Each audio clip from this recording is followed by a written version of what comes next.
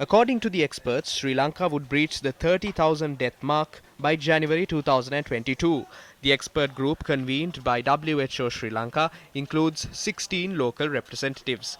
The expert group also comprises WHO Director General's Special Envoy Dr. Palita Bekon, Consultant in Community Medicine Dr. Nihala Besingha, Public Health Specialist Dr. Vinya Aryaratna, Professor Asitha De Silva, President of the Association of Medical Specialists, Dr. Lakkumar Fernando, and President of the Sri Lanka Medical Association, Dr. Padma Gunaratna.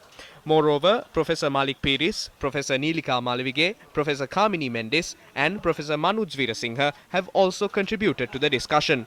The experts noted with great concern the current surge in COVID-19, nearly overwhelming the capacity of the health systems to provide the required adequate care for the people.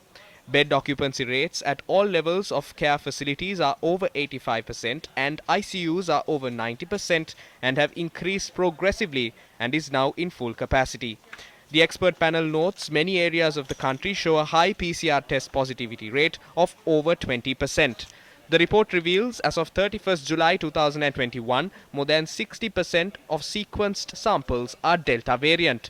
The experts opine for the vaccine that is used most widely, community vaccination will take 2 to 3 weeks after the second dose to provide adequate protection from severe disease and death. Based on the report, as of 9th August, less than 15% of the population had been fully vaccinated. The expert group has presented 6 recommendations to curtail the current situation, with the first being strictly enforcing movement restrictions, including inter-district travel except for essential services. The effective implementation of these measures may require the enforcement of a curfew for a short period in large geographic areas or nationally. The second recommendation is restricting or cancelling all public events for 3 weeks. Another recommendation is providing care and protect the health workers and augment staffing in hospitals to minimize disruption of essential health services. The expert group has also recommended developing and implementing an effective communication plan to engage the public and to update them on the control measures.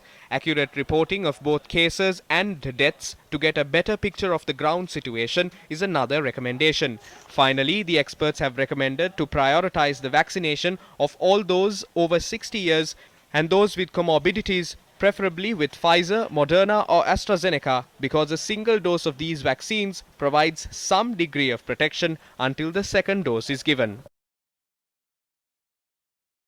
Meanwhile, the Ministry of Health has decided to import oxygen due to the increase in the oxygen capacity of the COVID-19 patients. The ministry further added oxygen will be imported from Malaysia and India. The Ministry of Health stated steps have been taken to import 6 tanks containing 20 metric tons of oxygen during the first phase. So far, the oxygen requirement of the country has been met by 2 local manufacturers.